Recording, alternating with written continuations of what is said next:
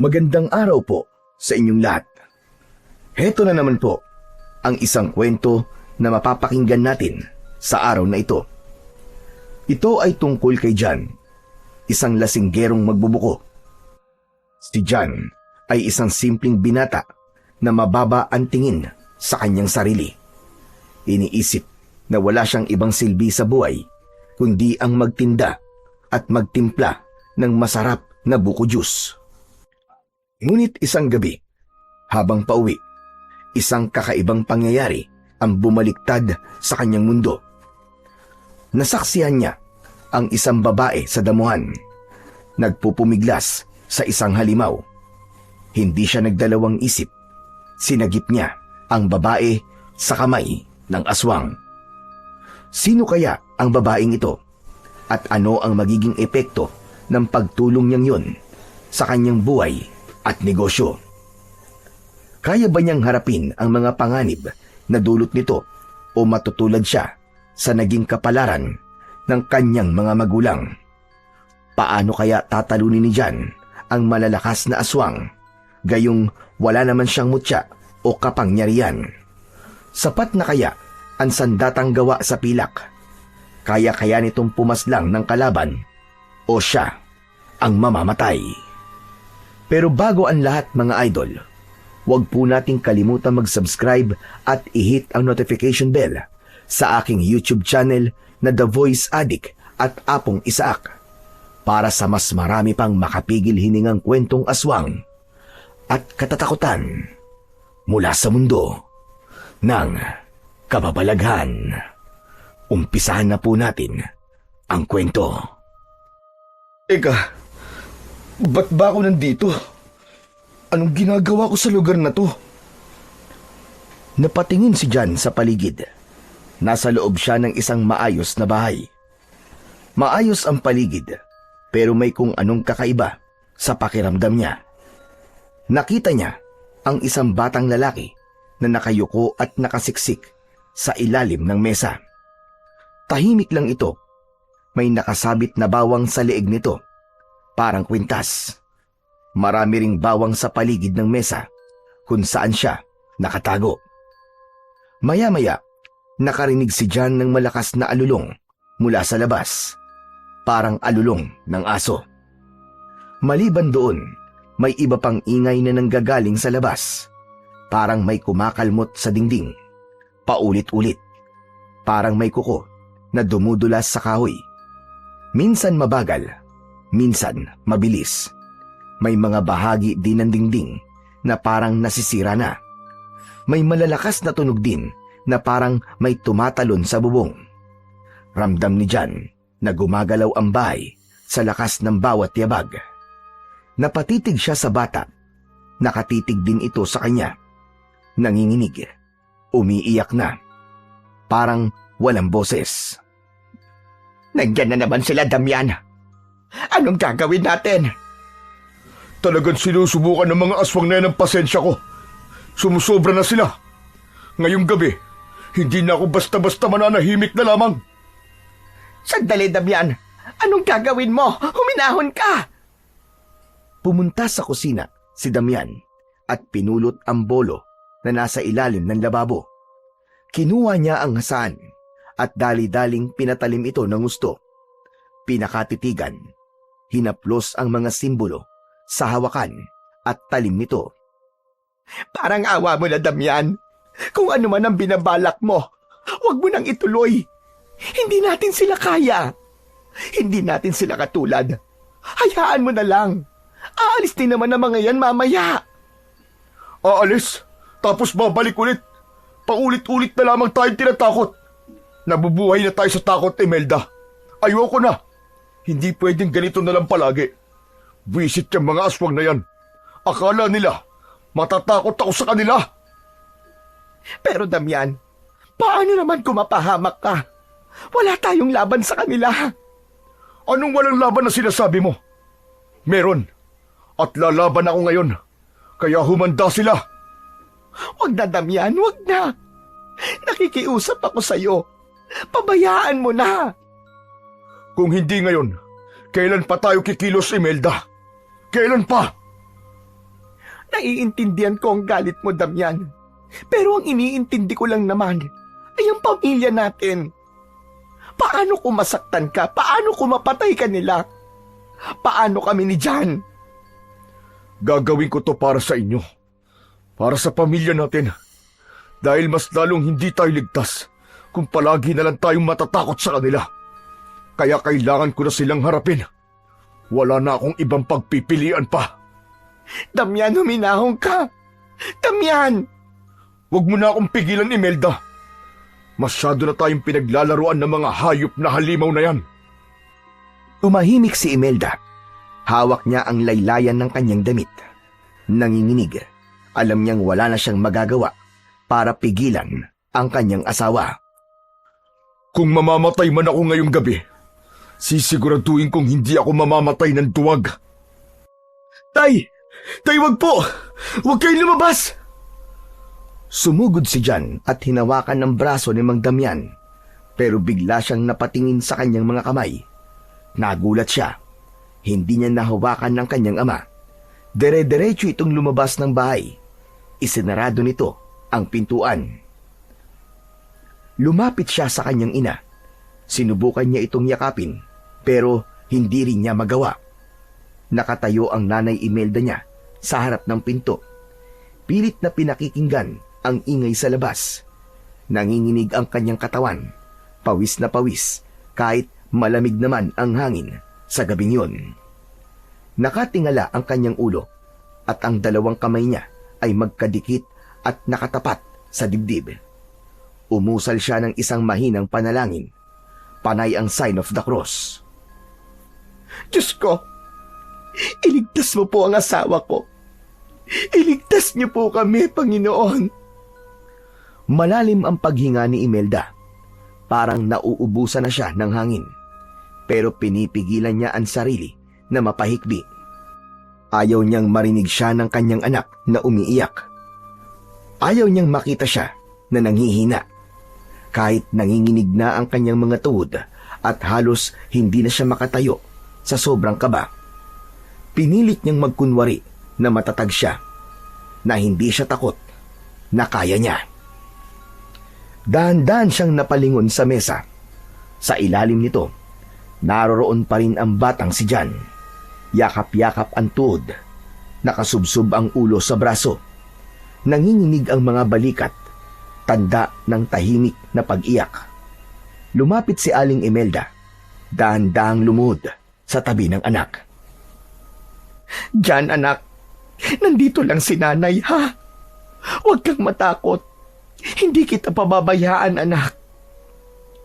Napatingin si Jan. Napakunot ang kanyang noo. Napalunok siya. Gusto niyang sigawan ang sarili niya. Yakapin o ilayo sa kapahamakan. Pero hindi niya alam kung paano. Naipit siya sa isang masamang panaginip na muling bumuhay sa lahat ng takot na matagal niya nang itinatago. Bumalik sa kanya ang mga alaala. Alam na niya kung ano ang susunod na mga mangyayari. Mabilis niyang tinungo ang pinto. Tumagos siya at napunta sa labas ng kanilang bahay. At doon sa harap ng kanilang tahanan, nakita niya ang isang nilalang na may nakakatakot na anyo. Maitim ang balat nito na parang sunog. May matatalas na ngipin. Mahahaba ang mga kuko at may nanlilisik na mga mata. Ang dila nito ay mahaba, parang ahas. Mas masangsang din ng amoy, parang bulok na laman. Tay, umalis ka na dyan! Pumasok ka na sa loob! Sige na, Tay! Ngunit hindi siya naririnig ng kanyang ama. Walang patumpik-tumpik, umatake ang aswang. Mabilis ito, mas mabilis kaysa sa kilos ng isang normal na tao. Tila bigla itong nawawala, tapos ay biglang lilitaw sa likuran ng lalaki. Ngunit si Mang Damian hindi nagpatalo sa takot. Maigpit ang hawak niya sa kanyang pilak na bolo. Napansin niyang kapag natatamaan ng bolo niya ang aswang, bigla itong napapaatras. Dahil doon ay nagkaroon siya ng dagdag na lakas ng loob. Halika! Kung akala mo matatakot mo ako, Nagkakamali ka! Sige! Sugod! Sumugod ang aswang. Nakanganga, handang manlapa. Umikot ito sa paligid ni Damian. Naglalaway. Ngunit bago pa man ito tuluyang makalapit, mabilis na umamba ng saksak si Mang Damian. Tinamaan niya ang braso ng aswang. Kumalat ang maitim na dugo sa damuhan. Napaurong ito at napahiyaw sa sakit. Ngunit hindi pa tapos. Ang aswang ay naging isang malaking aso. Muli itong sumugod. Mas galit, mas mapanganib. Lumaban si Mang Damian. Mabilis din ang kanyang mga galaw. Sanay siyang humawak ng kanyang bolo. Sanay siyang humarap sa panganib. Hindi siya umaatras. Habang nakikipaglaban siya, sa loob ng bahay ay nanginginig na si Imelda. Habang pinakikinggan ang bawat kalabog, sigaw at yabag sa labas, hindi na siya nakatiis. Anak, makinig ka. Huwag kang lalabas ng bahay kahit na anong mangyari. Hintayin mo kami dito. Babalik kami ng tatay mo, ha? Tumayo siya at naglakad patungo sa pinto. Binuksan niya ito at tumambad sa kanyang paningin ang naging kalagayan ng kanyang asawa. Marami na rin itong sugat sa katawan, ngunit patuloy pa rin lumalaban. Umabante pa siya. Hawak niya sa kamay ang isang balisong. Gusto niyang tulungan ng asawa niya. Gusto niyang matapos na ang lahat. Ngunit lingid sa kanilang kaalaman, may isa pang aswang na nakaabang sa itaas ng bubong. Tahimik lamang itong nagmamasid. Matutulis ang kuko nito at mukhang mas matanda kaysa sa unang aswang. Ang balat nito ay kulubot, parang balat ng luma at tuyong kahoy. Mula sa bubong, tumalon ito pababa. Walang kaabog-abog, inatake nito si Aling Imelda. Hindi! Nay! Pero huli na, bumulagta ang nanay niya sa malamig na lupa. Tumama ang ulo nito sa batuan at dumaloy mula doon ang mapula niyang dugo. Agad na pinagkakakalmot ng aswang ang tiyan at muka ni Aling Imelda bago ito lumubay. Sa gulat ng ama, nabitiwan nito ang kanyang pilak na sandata at mabilis na tumakbo papunta sa kanyang asawa. Mahal! Mahal, gumising ka! Hindi pwedeng mangyari to! Iwan, mahal! Gumising ka! Niyakap nito ng maigpit ang kanyang pinakamamahal na asawa. Hindi na ito gumagalaw. Hindi na rin humihinga. Sa isang iglap, umatake ang aswang mula sa likuran. Itinusok nito ang mahahaba at matutulis nitong kuko sa likod ni Mang Damian. Tumagos ang mga kuko nito sa katawan ng lalaki. Napamulagat ito at isang patak ng luwa ang bumagsak sa mukha niya. Agad siyang bumulagta. Yakap-yakap ang bangkay ng asawa. Paano? Paano na ang anak ko? Hindi makagalaw si Jan. Nanlalambot ang kanyang tuhod hanggang sa napaluhod siya sa lupa. Sa huling sandali ng kanyang ama, nabanggit pa nito ang kanyang pangalan. Tumulo ang kanyang luha habang pinapanood ang pagkaladkad sa bangkay ng kanyang mga magulang. Nilapa sila ng dalawang aswang. Niluray ang laman, pinilas ang tadyang, kinain ang puso at atay. Ayoko na! Ayoko na! Ayoko na! Tama na! Nangihina siya. Pilit niyang isinara ang mga mata, pero hindi niya maiwasang hindi tignan kung ano ang nangyayari. Hanggang sa may narinig siyang isang mahinang hikbi. Huminto siya sa pag-iyak at nilingon ang pinagmumulan ng tunog. Naroon ang bata sa pintuan, nakatingin sa bangkay ng kanyang mga magulang. Maputla ang bata, punong-puno ng takot, gulat at lungkot ang kanyang muka. Hindi gumagalaw. Nakatayo lang sa may pintuan habang pinanunood kung paano nilalapa ang mga magulang niya. at biglang nagising si John. Mabilis ang kanyang paghinga. Butil-butil ang pawis sa kanyang noo. Nasa maliit siyang katre sa isang sulok ng kanyang barong-barong. Yung manipis na foam na inuupuan niya sa araw ay siya ring hinihigaan niya sa gabi. Huminga siya ng malalim, pilit na pinakakalma ang kanyang sarili. Tumingin siya sa lumang orasan at nakita niya, 7:00 na ng gabi. Anak ng teteng, oo. Ang tagal naman na naging siesta ko. Ay, anong oras na? Ngayon lang ako nagising. Kanina, pagkatapos niyang magtinda ng buko, umuwi siya para magpahinga sandali. Nakaramdam kasi siya ng antok. Akala niya, sandali lang siya dahil balak pa niyang magtinda. Pero napasarap ang kanyang tulog. Humaba ng hindi niya namamalayan. Kahit mabigat ang katawan, pinilit niyang bumangon. Naupo siya sa gilid ng katre. Ilang saglit pa, napatulala siya habang inaalala ang kanyang panaginip. Ipinilig niya ang kanyang ulo. Pilit na nilalabanan ang mga imahe na ayaw mawala sa isip niya. Maya-maya pa ay napatingin siya sa pinto nang marinig niyang may kumakatok. Jan? Jan! Gising ka na ba, pare? Jan! Oh, sandali, nandiyan na! Tumayo siya at pinagbuksan ito ng pinto. Bumungad sa kanya ang matalik niyang kaibigan na si Rex. May bitbit na plastik sa magkabila ang kamay. Ay, sa wakas, nagising ka rin. Kanina pa ako pabalik-balik dito eh. Buntik na ako magpatawag ng pudinarya eh. Akala ko kasi patay ka na eh. Sira ulo. Natulog lang ang tao eh, patay na agad. Ano bang kailangan mo? Ang sungit naman ito.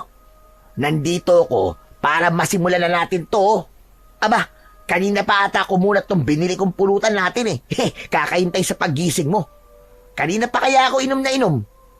Aba, bakit naging kasalanan ko pa yata na hinintay mo ko? Bakit kasi di mo nalang ininom yan na mag-isa? Alam mo kasi, Chong, hindi masaya kapag hindi ka ang kainuman ko eh. Talagang hihintayin kita. Siyempre, best friend tayo, di ba? Sige na nga. Halika na, pasok ka na. Ikaw, alam mo, bad influence ka talaga eh. Gusto ko sanang iwasan yan para kahit papano maging good boy na ako eh. Ikaw talagang panira sa pagbabagong buhay ko eh. Pare, sadali lang. Pawak nga. Nilalagnat ka ba? Sira ulo. Tumawa na rin si John. Umiling pero may ngiti sa kanyang labi. Kinuha niya ang mga plastik na baso at sinalina ng alak ang dalawa. Umupo sila sa maliit na lamesa sa tabi ng isang lumang bentilador. Oh, yan ang tagay mo. Cheers, pare. Hanep pa. Pa-cheers-cheers kapag nalalaman dyan ah. Ano ka? Alta? Aba, bakit? Porke dukha ba tayo eh? Hindi na tayo pwedeng gumamit ng salitang cheers? Bakit? Nabibili ba yun ng mga mayayaman? Ang dami mo pang sinasabi. Tumagay ka na lang. Shot puno! Tumahimik sila saglit habang iniinom ang laman ng baso. Maya-maya, sumandal si Rex sa upuan at nagsimulang magkwento. Pre, alam mo, balita ko. Type mo raw yung bagong empleyada dun sa munisipyo ah. Yung bang si Andrea? At saan mo naman nabalitaan yan? May nakapagsabi lang. Iba raw yung tingin mo doon sa babae. Pero, in fairness ah, magandang taste mo, Chong. Panalo ka doon pag yun ang naging nobya mo. Makinis, maputi, tapos maganda. Ang tangos pa ng ilong. Ikaw tumigil ka nga. Huwag mo nga akong ibuyo doon. Alam mo namang hindi bagay sa akin yun eh. Ha? Hindi bagay? Choosy ka pa niyan? Anong choosy pinagsasabi mo? Ang ibig kong sabihin, pre, hindi siya bagay sa akin dahil siya may pinag-aralan. Maganda tapos may pera pa. Eh ano naman ngayon? Gwapo ka naman ah. Maganda ang katawan mo, maskulado. Eh ako nga, walang abs eh. Lakas pa rin ang loob manligaw eh. Ikaw pa kaya? Basta ayoko, Chong. Huwag mo akong binibiro sa kanya. Nakakahiya. Rex, alam mo naman, di ba? Isa lang akong hamak na magbubuko. Walang problema sa trabaho mo. Marangal naman ang pagiging tindero ah. Kaya wag mong nilalanglang lang yun. Oo, alam ko naman na marangal. Tsaka wala akong tinatapakan tao. Pero alam naman natin yung iba, hindi ganun ang tingin. Ang bihira ka. Hayaan mo yung tingin ng iba. Bakit kasi nagpapaapekto ka? Ay nako. Siya nga pala. Alam mo bang nalaman ko na walang syota si Andrea? Baka ikaw yung hinihintay niyang dawan. Kaya kung ako sa'yo, magda-moves ka na. Engot, di nga ako magugustuhan nun. Paano naman siya magkakagusto sa akin? Bukod sa magbubuko lang ako, lasinggero pa. Wala naman akong silbi. Wala akong ibang alam gawin kundi ang magbiyak at magtimpla ng masarap na buko juice. Bukod dun, ano pang alam kong gawin? Lumaklak ng alak. Ano pa? Wala na. Sige nga, sabihin mo sa akin kung paano niya ako magugustuhan, Aber. Alam mo, Chong, ang mali sa'yo? Minamaliit mo palagi ang sarili mo. Hindi mo nakikita kung gaano ka kaayos kung gugustuhin mo lang. Oo, lasinggero ka, pero mabait ka naman ah. Hindi ka naman tulad ng iba dyan na mayayabang at hindi marunong makisama. Saka hindi lahat ng lalaki marunong magpakumbaba at magsikap ng ganyan. Ay, ewan. Di ko alam, Rex. Minsan kasi parang wala na talaga akong direksyon eh. Para bang kahit na anong gawin ko, palaging may kulang. Pare, normal lang yan. Pero hindi ibig sabihin na wala ka ng kwentang tao. Tumingin ka nga sa salamin. Mukha ka bang wala ng pag-asa? Hindi naman. Mukha lang pagod sa kalasing. Yan ang sinasabi ko sa'yo eh. Ano, bukas tulungan kita ha. Diskartihan mo na yung si Andrea. Aba, baka maunahan ka palang iba. Ayoko, Chong. Ayoko. Nahihiya talaga ako. Ayaw mo ba talaga? Kasi kung ayaw mo, pwede namang ako na lang eh. Ay, wag naman ganun, Chong. Ang kaywan. At hindi pwedeng mapunta kay Pedro. Ayun! Di umamin ka din sa wakas. Oo na. Para ka naman teenager na kilig dyan. Hindi bagay sa'yo. Para kang bulating nilagyan ng asin. Bulating dinagyan ng asin? Grabe ka naman. Oh, ayos ka na. Inamin ko na na gusto ko talaga si Anding. Pwede na ba tayong uminom ng tahimik? Ang ingay mo eh. Grabe naman to. O sige na, pwede na. Ay pero teka, hindi pa ako tapos. Ano palang balak mo? Wala. Sus Mariosep ka naman tao ka, oo. Nahihiya nga ako, pre. Baka mapahiya pa tayo. Ano naman ngayon kung mapahiya? At least sinubukan mo. Mas okay na yun kaysa habang buhay mong iniisip ang mga sana mo. Tumahimik si John. Waring nag-iisip. Napatingin sa kanyang mga kamay, sa kalyo at kutis na maitim. Napailing siya. Ang binatang si John ay edad 25 na. Totoong matipuno ang katawan nito. Halatang sanay sa mabibigat na trabaho. Matangkad siya at maayos ang hubog ng katawan. Malinis ang panga at mapupungay ang kanyang mga mata. Guwapo siya pero hindi ito masyadong napapansin ng marami dahil sa sunog niyang balat, dahil sa araw-araw na pagkakabilad habang naglalako ng buko sa kalsada. Lagi rin siyang mukhang pagod at madalas amoy panis na nyug ang amoy ng kanyang katawan. Ngunit kahit ganun, may kakaiba pa rin sa kanya. May dating. Yun lang, talagang lasinggero siya. Ang tingin sa sarili, walang direksyon sa buhay. Palaging iniiwasan ng mga tao. Laging laman ng tsismisan at pinupulutan ng mga tsismosa sa kanilang baryo.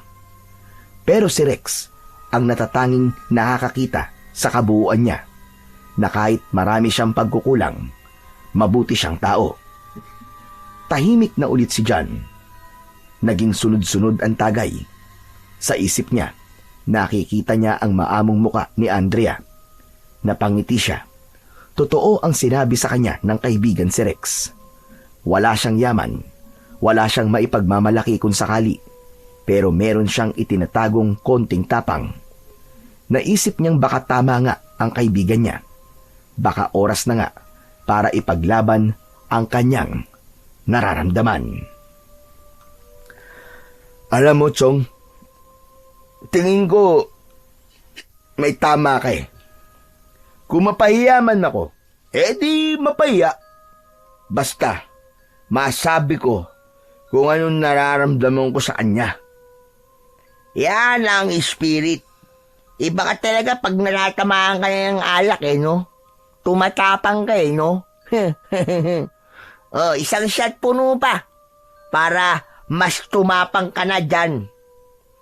Shot? Pinuno nila ang kanilang mga baso. Itinaas ito sa ere at kanilang pinagbangga. Nagtagay silang muli. Grabe to. Ang lakas ng tama ko. Ako rin dyan Pero ayos lang. Minsan lang naman to, di ba? Bukas, balik na ulit sa normal. Ikaw, balik sa buko. Ako naman, balik sa semento. Ayos lang. Basta ngayong gabi, kalimutan muna natin ang lahat ng problema. Magsaya lang tayo. Tumango si Rex. Tumahimik saglit. Tumingala siya sa bubong ng barong-barong. Naririnig nila sa labas ang mga tumatahol na aso. Tol, salamat Sa totoo lang kung wala ka siguro. Ewan ko kung paano ko kakayanin tong buhay ko. Alam mo, Tol, parehas lang tayo Pero ikaw lang din naman ang laging nandyan para sa akin, di ba? Tayong dalawa lang, laging magkasangga. Walang iwanan, Chong. Magkaibigan tayong talaga. Oo. Teka. Para yatang naiiyak ka na, Chong Tama na nga ang drama natin. Nasaan na ba yung pulutan natin? Naubos na yata. Eto. Mabuti pa. Kumuha ka pa ng isang bote. Saka mani. Para mas lalong masarap ang kwentuhan natin. Sigurado ka ba, Chong? Kaya mo pa ba? Kaya pa yan. Wala tayong uurungan laban, pre. Basta meron tayong alak. Pinuno nila muli ang kanika nilang mga baso. Hindi na naging maayos ang pagbuhos. May natatapon na sa lamesa. Pero ayos lang sa kanila. Panay ang tawanan nilang dalawa. Masaya silang talaga. Totoong masaya. Dahil kahit papano, nakalimutan nilang sandali ang kanilang mga problema, ang lungkot at mga bangungot na nagpapalungkot, lalong-lalo na para kay John. Mabilis lumipas ang oras. Ang masiglang tawanan ay unti-unting napalitan ng katahimikan. Natapos din ang inuman. Si Rex, nakasandal sa sirasirang upuan. Nakaawang ang bibig. Mahimbing na ang tulog. Si John naman, nakahandusay sa gilid ng lamesa. Ang braso ay nakapatong sa ibabaw nito at ang ulo niya ay nakasubsob sa sariling bisig. Bagsak silang pareho sa sobrang kalasingan. 4:00 ng madaling araw, biglang napadilat si John. Masakit ang ulo niya. Mabigat ang talukap ng kanyang mga mata at parang umiikot ang paligid niya. Ramdam pa rin niya ang malakas na epekto ng alak na nainom nila kagabi ng kanyang matalik na kaibigan. Isang malakas na buntong hininga ang kanyang pinakawalan. Aray! Ito na nga ba ang ayaw ko kapag napapasarap sa inuman Matinding hangover, grabe! Sakit sa ulo. Pero kailangan kumayod para mabuhay ang walang kwentang nilalang. Dahan-dahang tumayo siya. Medyo nangalay pa ang kanyang mga bisig dahil sa pagkakadukdok mula sa lamesa. Tumingin siya kay Rex. Mahimbing pa rin ang tulog nito. Nakasandal pa rin sa sirang upuan. May bagyang laway sa gilid ng bibig. Napailing na lamang ang binata. Pambihira talaga, oo. Tululaway. Hoy, Rex. Rex, alis na ako ah. Ano ba? Umalis ka kung gusto mo. Gusto ko pa matulog. Ayos ah. Lasing na lasing ah. Lakas mo kasing uminom eh.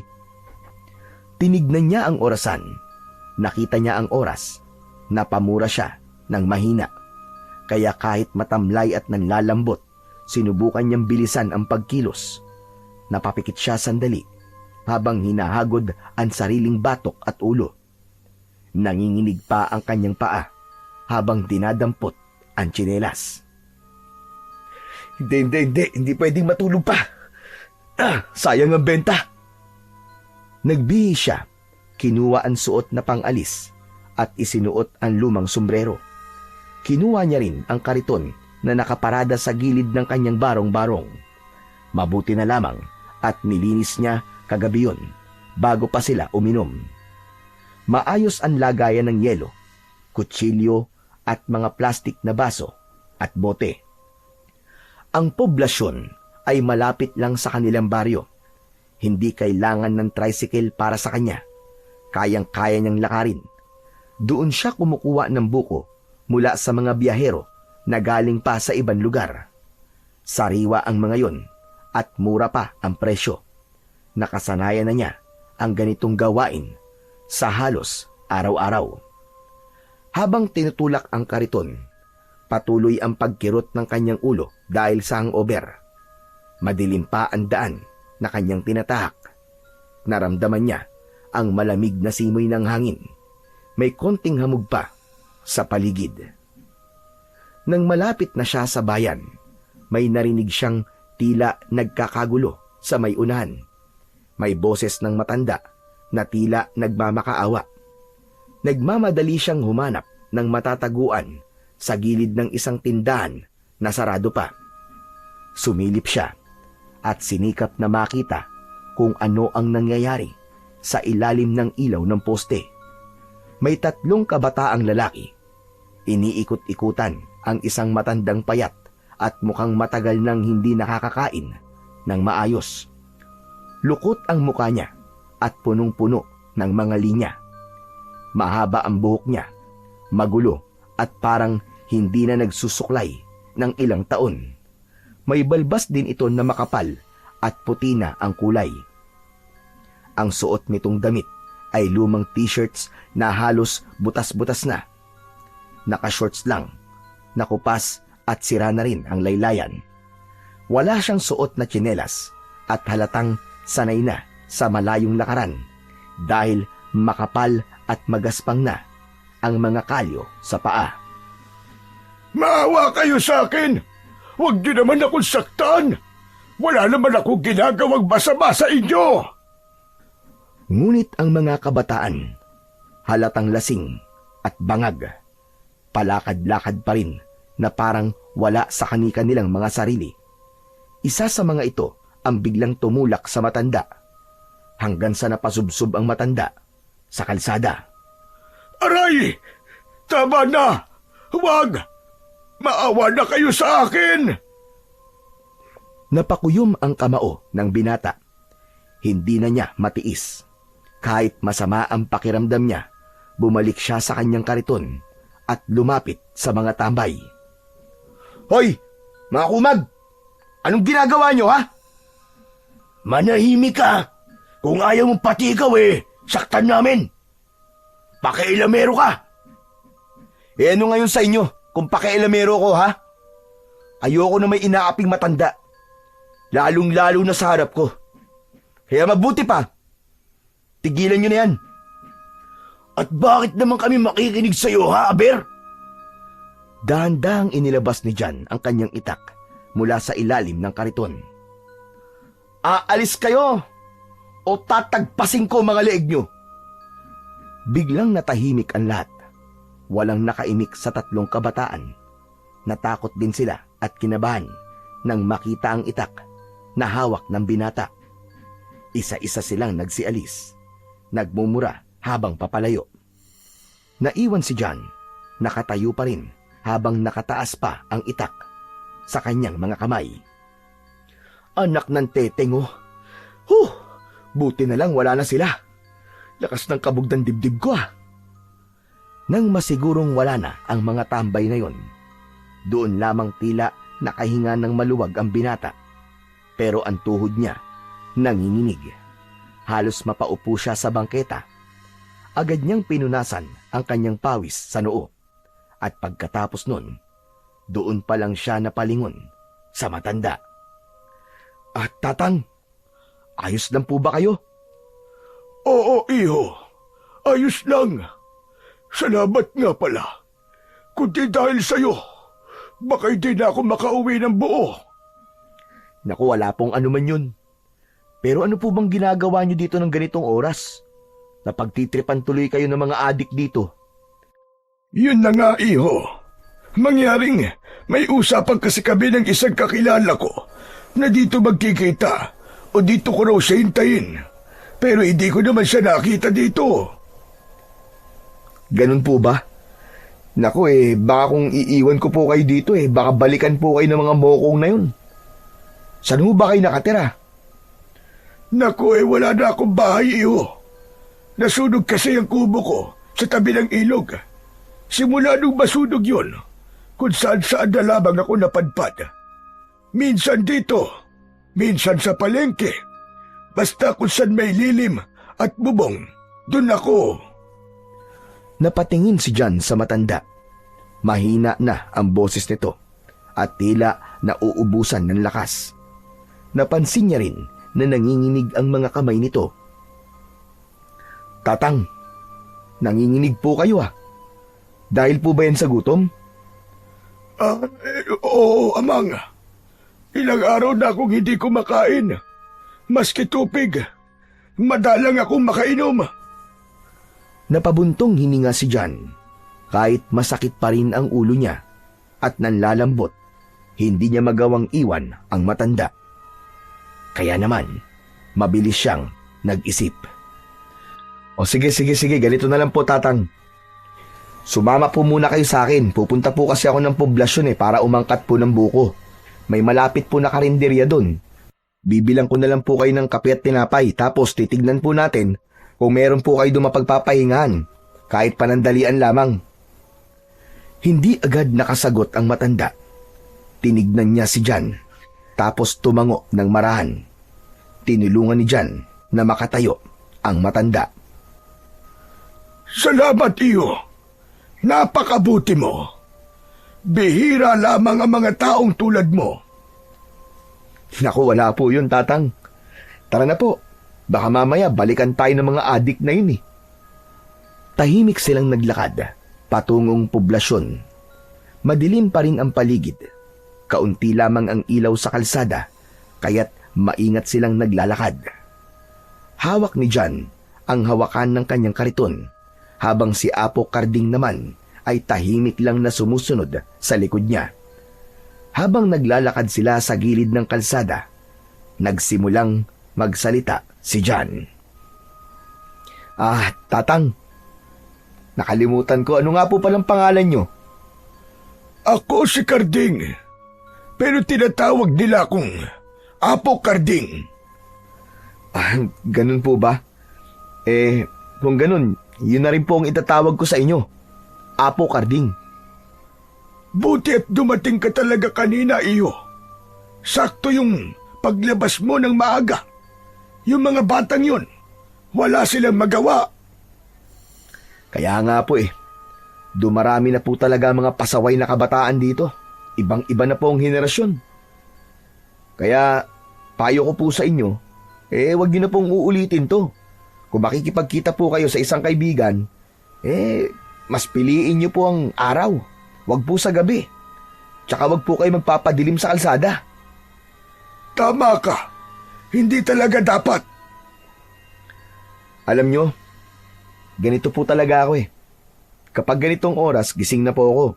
Minsan 4:00 o mas maaga pa po. Bumabangon na ako para makauna po ako dun sa bagsakan. Kumusta naman ang buhay mo? Hindi ka ba nahihirapan? Mahirap po, syempre. Pero kaya naman po. Kahit paano, nakakaraos naman.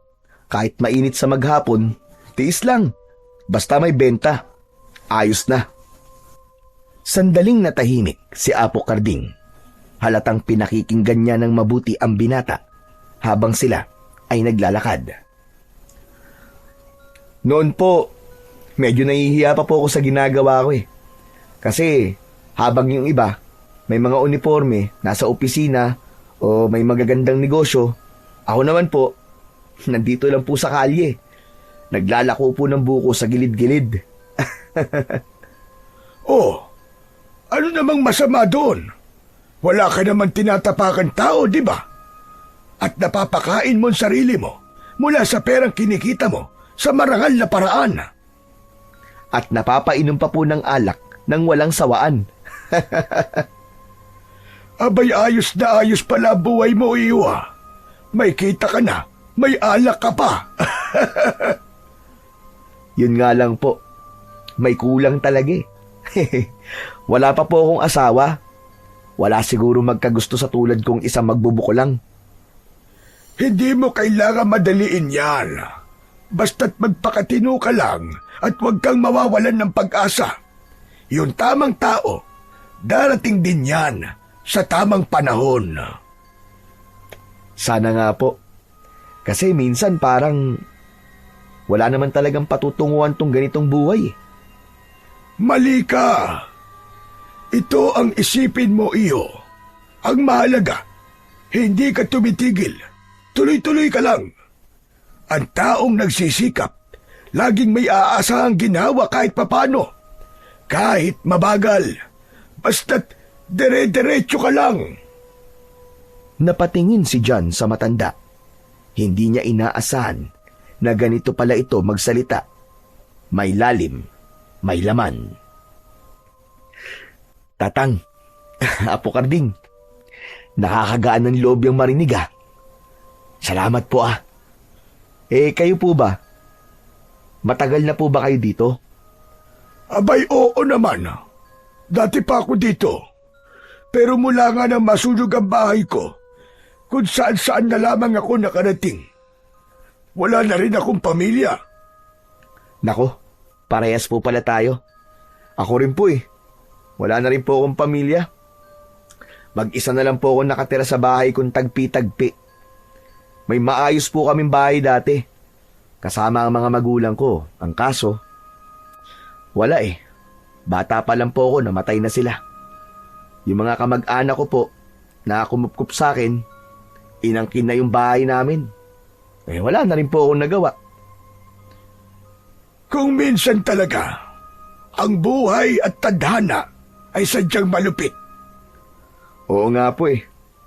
Kaya nga ngayon, kahit mahirap, pinipilit ko na lang pong maging matatag. Mahusay ka dyan. Hindi lahat ng bata kayang tumayong mag-isa. Samantalang ikaw, nakatayo ka pa rin kahit maraming pagsubok ang nasa iyong harapan.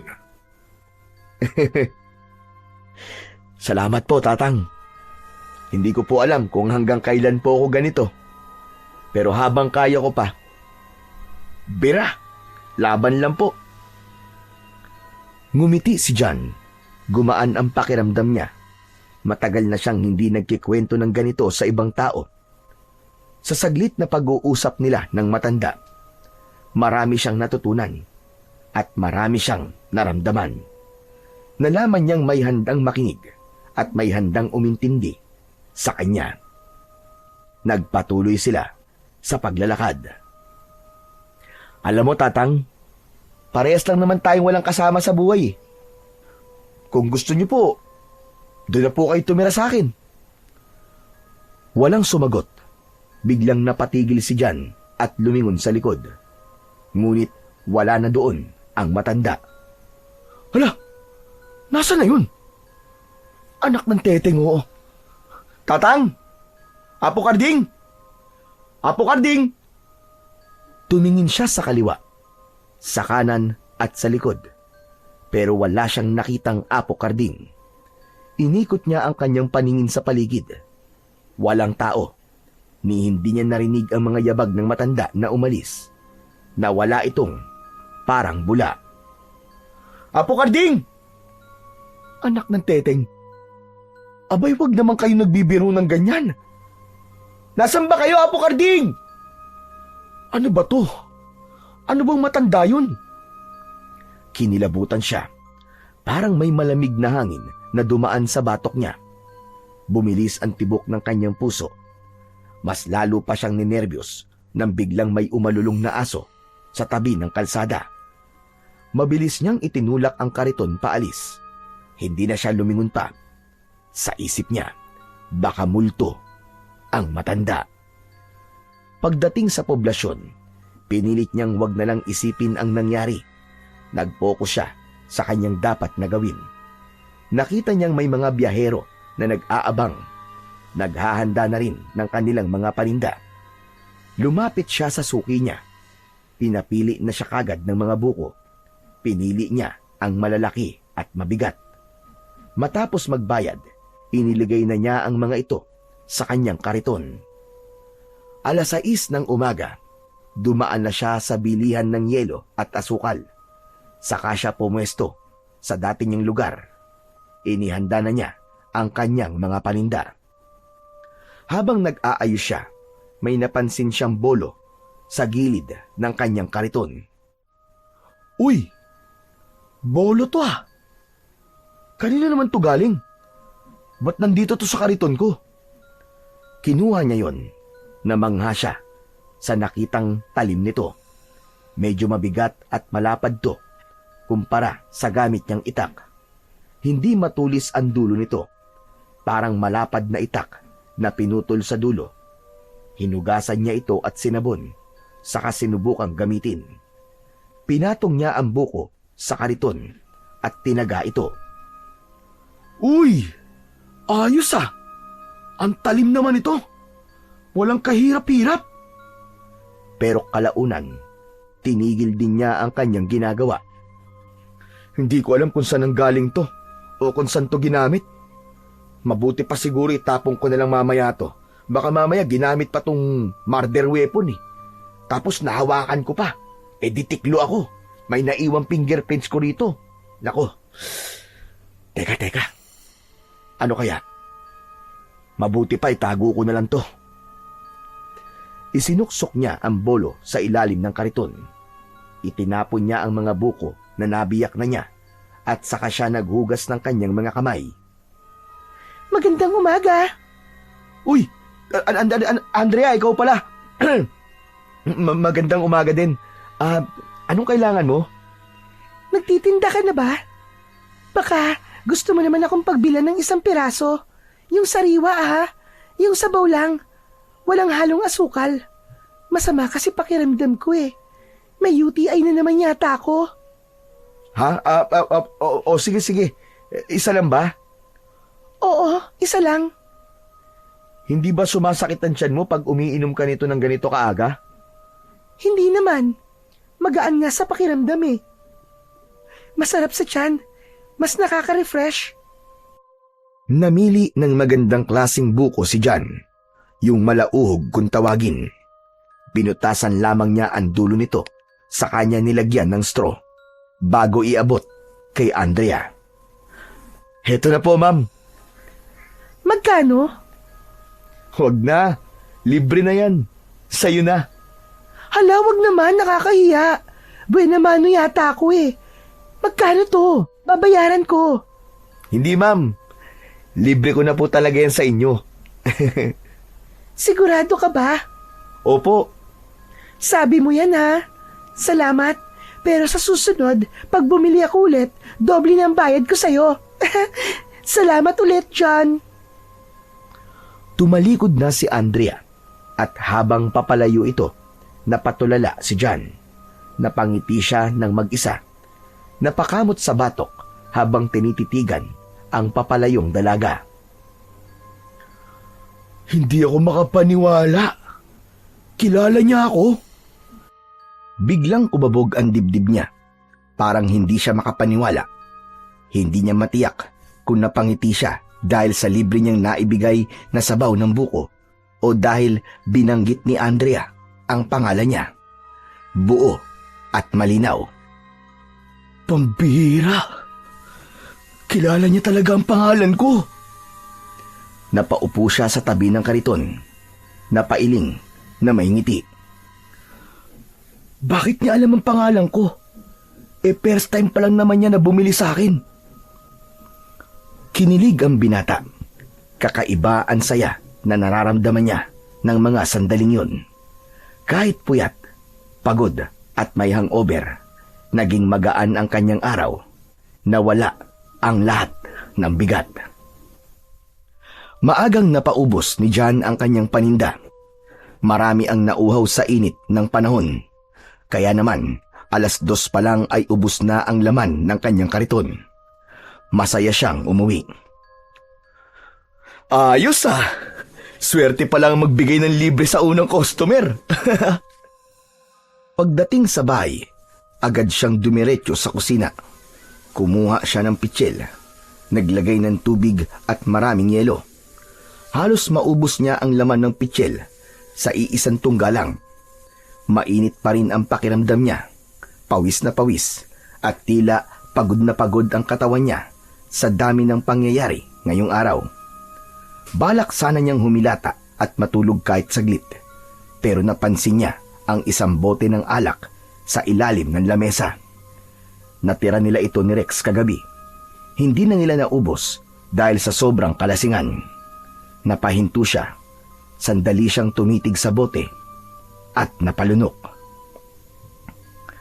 Sayang naman to. Mauubos na ang espiritu nito kapag hindi na inom. Kinuha niya ang bote, binuksan at nagsalin sa baso. Wala siyang pulutan, pero ayos lang. Umupo siya sa sahig, sumandal sa dingding, at dahan-dahang uminom. Masaya ang araw na to. Dapat mag-celebrate. Bigla niyang naalala ang bolo na nasa kanyang kariton. Tumayo siya at kinuha yun. Ipinasok sa kanyang bahay. Matagal niya itong tinitigan. Bakit parang may kakaiba sa'yo? Mas inilapit pa niya ito at tinitigang mabuti. Parang nakita ko na to dati. Unti-unting napapikit siya. May bumalik sa kanyang alaala, pero hindi niya maaninag ng buo. Maya-maya pa ay tila nakita niya sa kanyang isip ang kanyang ama na si Tatay Damian. Nakatayo sa labas ng kanilang bahay, hawak ang bolo na katulad ng kanyang hawak. Hindi. Ganito ba yun? Ganito ba talaga ang bolo ni tatay? Bumilis ang tibok ng kanyang puso. Sinipat niyang mabuti ang bolo at nakita niya ang ilang simbolo at palatandaan na parabang nagsasabi sa kanyang yun nga ang dating hawak na sandata ng kanyang ama. Ngunit hindi niya maintindihan kung paano at bakit napunta sa kanya ang isang bagay na matagal nang nawala sa kanya. Hindi pwede. Kung ito yung kay tatay, yung ginamit niya nung gabi. Ay. Napahawak siya sa ulo niya. Nagsimulang manginig ang kanyang mga kamay. Napabitaw siya sa hawak na bolo at agad na pinulot ang bote ng alak. Diretso niya itong tinungga.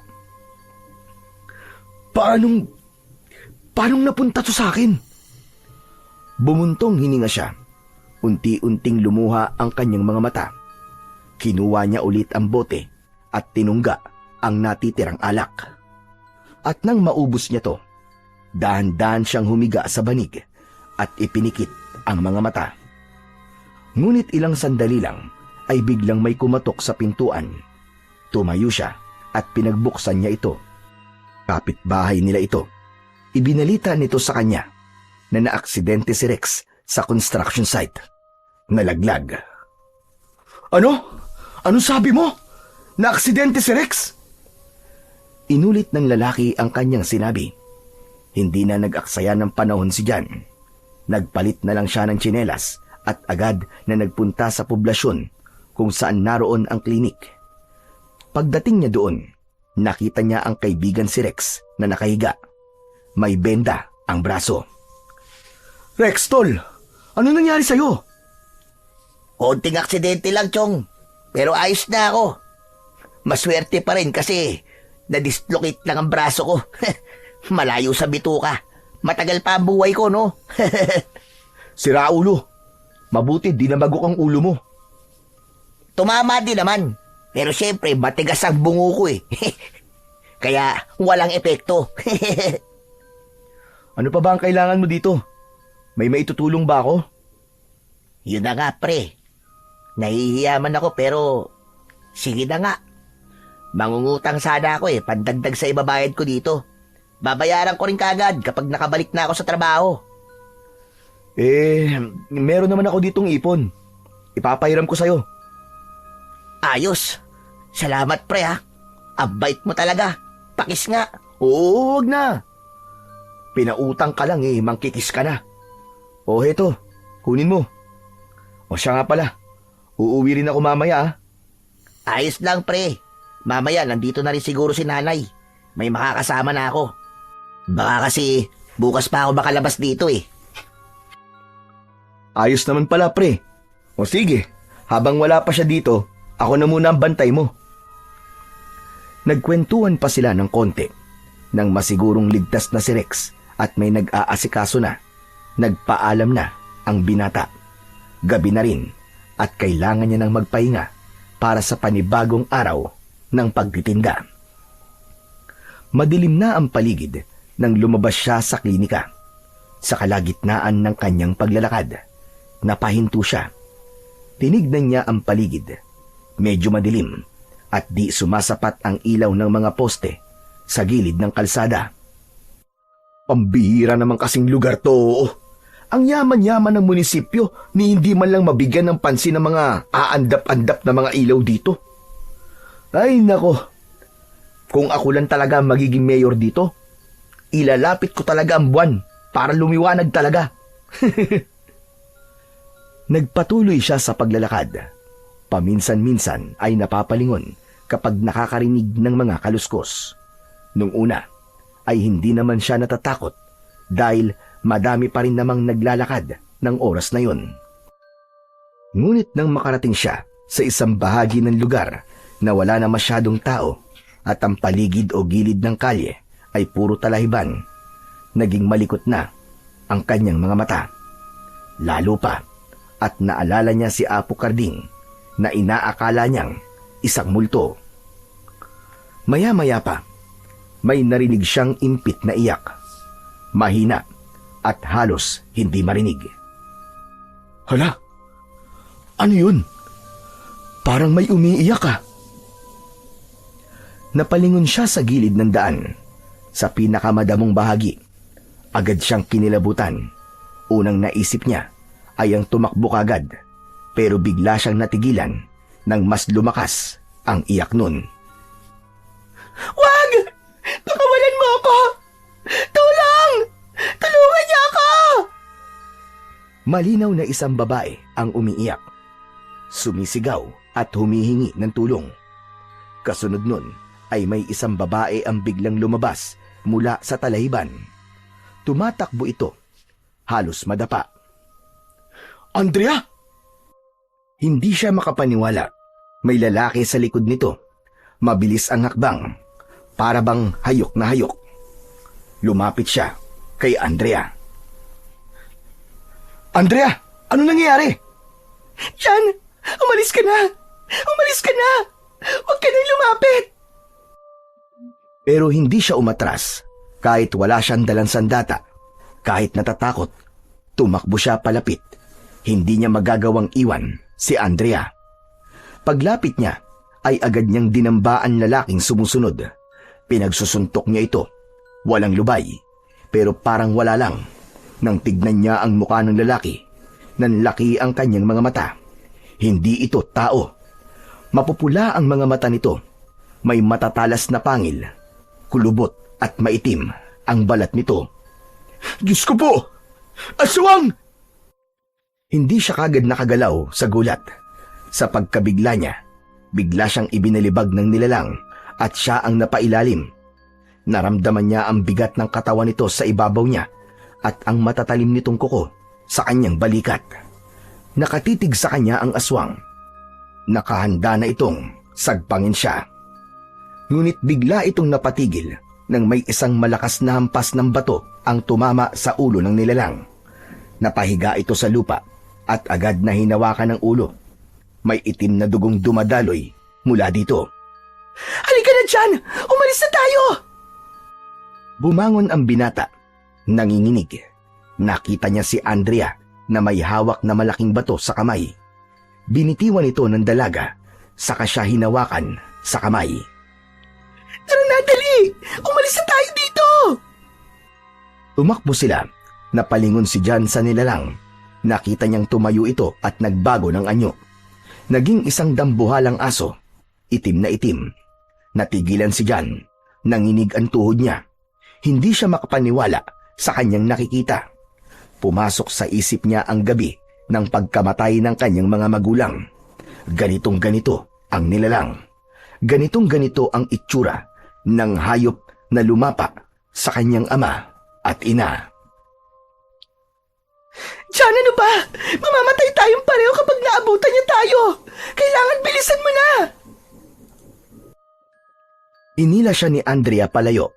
Mabilis silang tumakbo, ngunit hindi alam kung saan pupunta. Hanggang sa may isang tinig ang tumawag mula sa di kalayuan. Dito! Dito kayo! Isang matandang lalaki ang nakatayo sa labas ng isang lumang kapilya.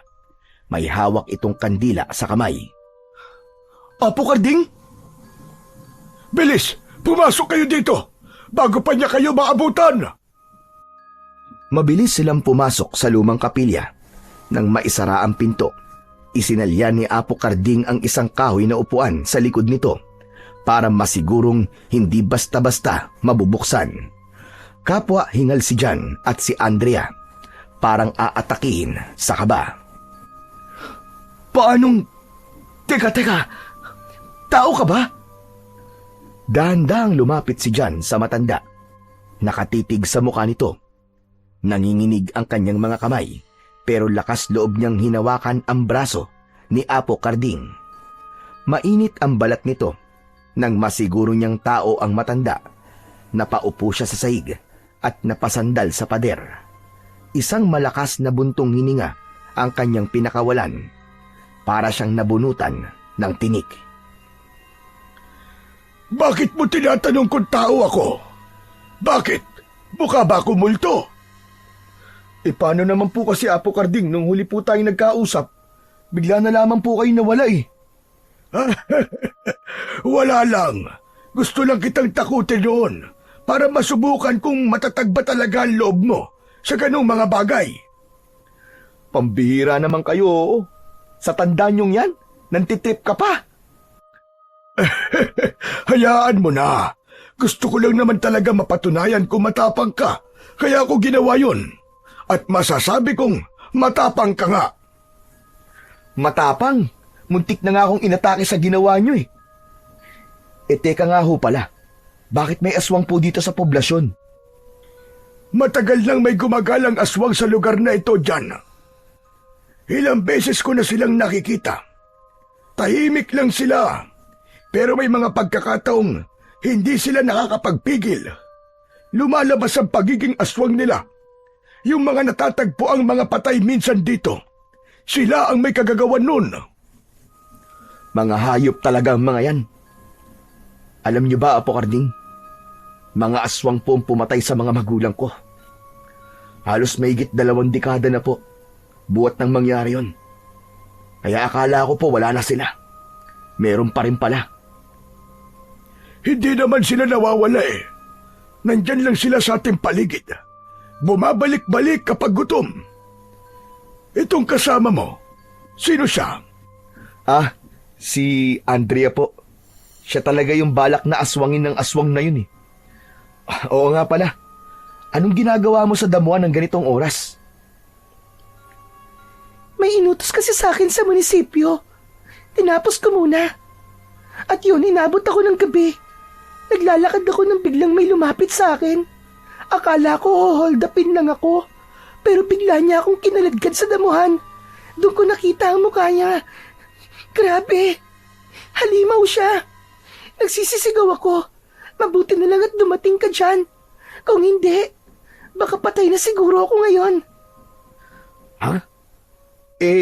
Ikaw nga nagligtas sa akin eh. Akala ko nga katapusan ko na kanina eh.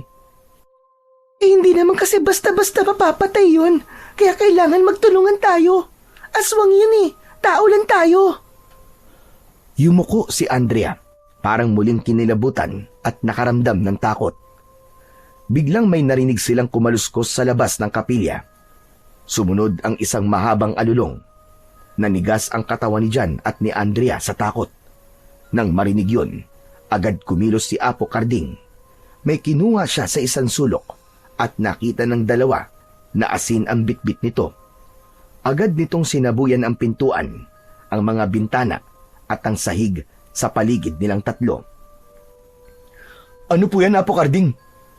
Asin to. Mainam to laban sa mga aswang. Hindi sila makakalapit sa lugar na may asin. Kaya kung minsan, kapag may aswang sa paligid, ito ang ginagamit para maprotektahan ng pamilya. Naalala ni Jan ang nakaraan. Ganon din ang ginawa ng kanyang mga magulang noon.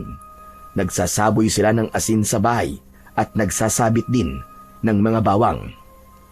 Tumigil ang malalakas na alulong, ngunit biglang may kumalabog sa itaas ng kapilya. Naglalakad ito doon, pabalik-balik, mabibigat ang mga yapak. Talagang ayaw mong tumigil Anong gagawin natin, Apo Karding? Wala. Hihintayin lang natin. Magsasawa din yan. Aalis din yan kapag maisip niyang hindi niya talaga tayo mabibiktima dito. Tahimik silang tatlo sa loob. Magkakadikit, nakikiramdam sa bawat kaluskos sa labas. Ilang minuto pa ang lumipas at sa wakas, tumahimik din ang paligid. Nawala ang mga alulong, ang mga yabag, at ang ingay sa bubong. Aba, wala na po ba? Wala na. Umalis na siya. Pero huwag tayong papakampante. Pwede pa siyang bumalik. Mabuti pa dito na kayo magpalipas ng gabi. Po, pero baka hanapin po ako ng mga magulang ko. Ano ba ang gusto mong harapin? Yung galit ng mga magulang mo? O yung banta ng aswang? Napatigil si Andrea sa kanyang narinig. Nangislap ang luha sa kanyang mga mata, pero tumango siya ng marahan. Siya nga pala. Nakita mo ba yung sandata na iniwan ko sa'yo? Napatitig si John sa matanda. Naalala niya ang bolo, ang makinang na bolo sa kanyang kariton. Opo. Sa inyo pala galing yun? Sa akin nga. Ipinagkaloob ko na yun sa'yo para magamit mo. Tumango si Jan nang marinig yun, pero hindi na muli pang nagtanong. Si Apo Karding ay bumalik sa kanyang mga gamit. Inayos ang ilang bagay, saka umupo sa isang sulok upang makapagpahinga. Si Andrea ay humilig sa pader, nakayakap sa kanyang mga tuhod, at si Jan naman ay nakatitig sa kanyang mga palad. Iniisip ang lahat ng nangyari sa isang araw lang. Sa katahimikan ng gabi, unti-unting bumigat ang talukap ng mga mata ni Jan. Pagmulat ng kanyang mga mata, nakita niya ang kanyang sarili na nakatayo sa tabi ng isang bata.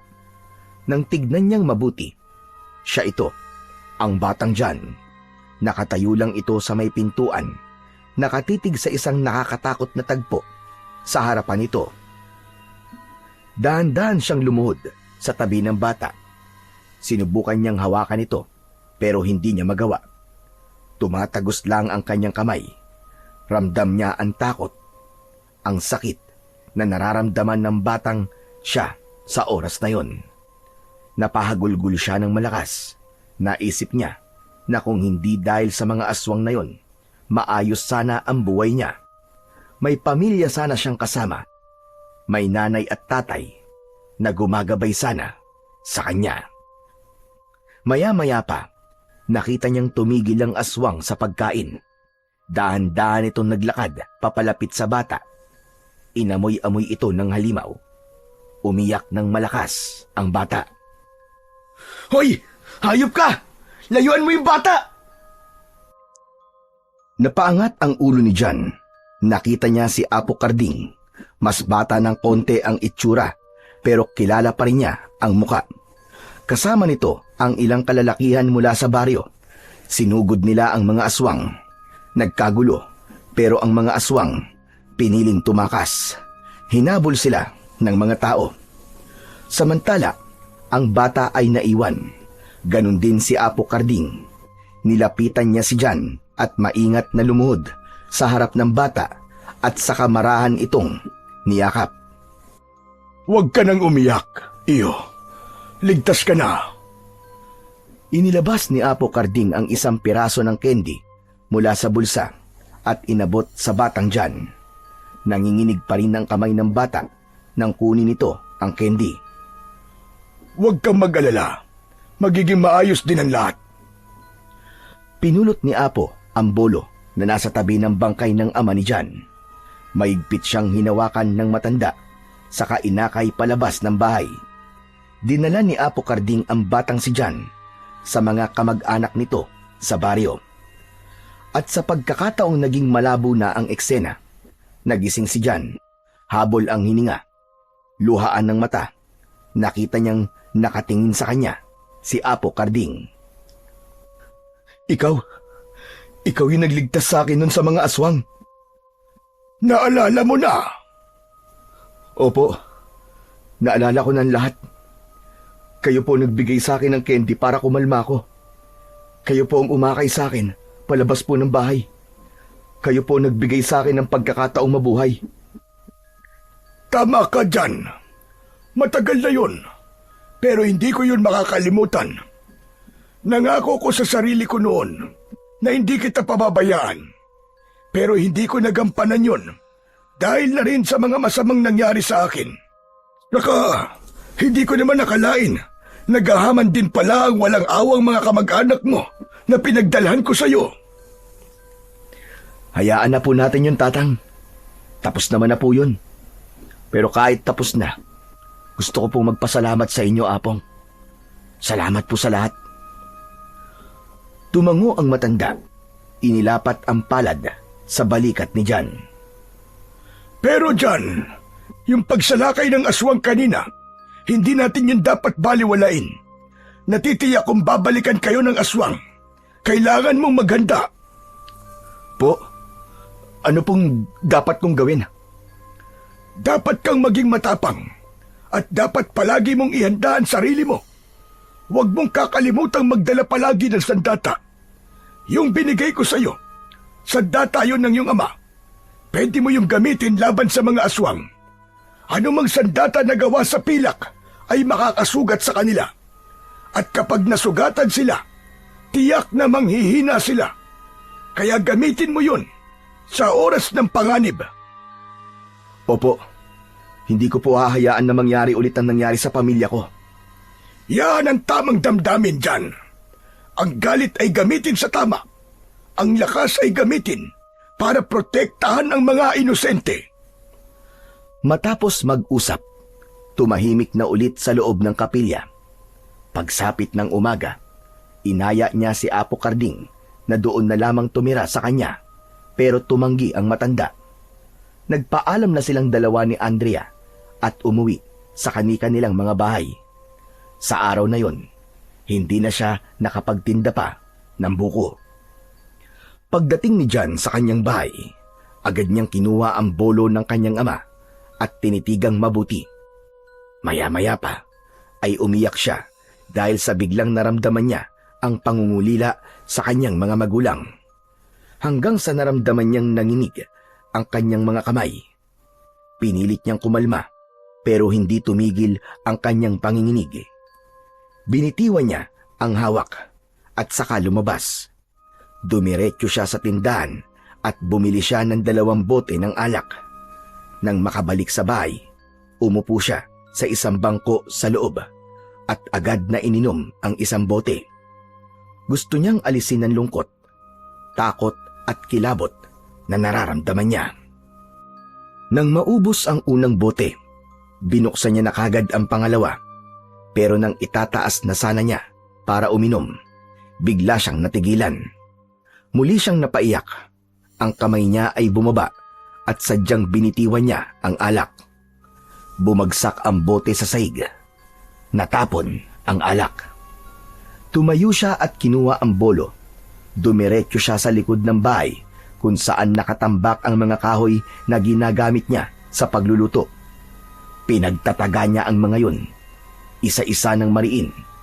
Bawat hataw ay parang binubuhos niya lahat ang kanyang mga nararamdaman dito. Ngunit ilang hataw pa, napansin niyang hindi man lang siya nahirapan sa pagsisibak. Matalim ang bolo, magaan sa kanyang pakiramdam. Habang abala siya sa kanyang ginagawa, dumating naman ang matalik niyang kaibigan na si Rex. O pre, pambihira, anong ginagawa mo? Rex, nakalabas ka na pala. Oo, pinalabas na ako eh. Wala na akong pambayad eh. Bakit nga pala ang aga mo magsibak ng kahoy ha? Saka, bakit ka nandito? Hindi ka ba nagtinda? Hindi na muna. Eh bakit? Alam mo, pupunta lang sana ako sa tindahan eh. Pero narinig ko na parang may nagtataga dito eh. Kaya tinigdan ko. Ano ba nangyayari sa'yo? Ha? Hoy, alam mo ba? May narinig akong usap-usapan kanina dun sa klinik. May nakita daw na aswang kagabi dun sa may poblasyon. Isang malaking aso raw. Talaga? Oo, yun ang usap-usapan ng mga tao nandun kanina eh. Tapos ito pa, may mga natagpuan daw na mga patay na hayop sa ilang lugar. Grabe no? Yung mga tao, ang gagaling gumawa ng kwento. Hindi ako naniniwala sa mga ganun. Aswang. Ikaw, naniniwala ka ba na totoo ang mga aswang? Oo naman, Rex. Ha? Naniniwala ka talaga? Bakit naman? Hindi mo ba alam na biktima ng aswang ang mga magulang ko nun? Ha? Talaga? Nako pre, di ko alam yun. Ano nangyari? Maabang kwento, Rex. Saka, ayaw ko na munang pag-usapan ngayon. Halika na lang sa loob. Pumasok na ang dalawa sa loob ng bahay.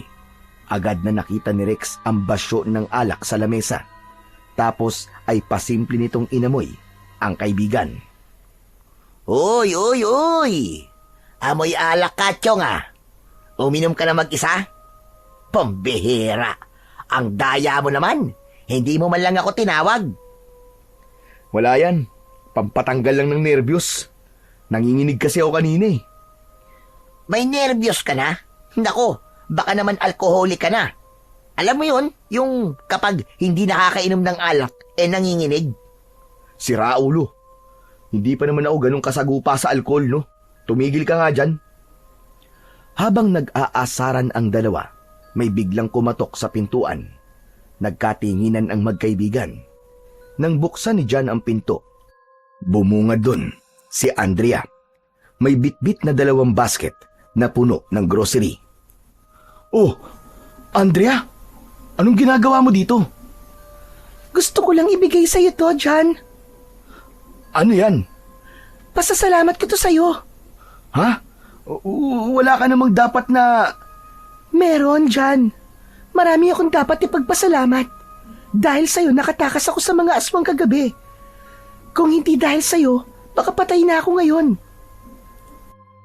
Nagulat si Rex sa kanyang narinig. Ha?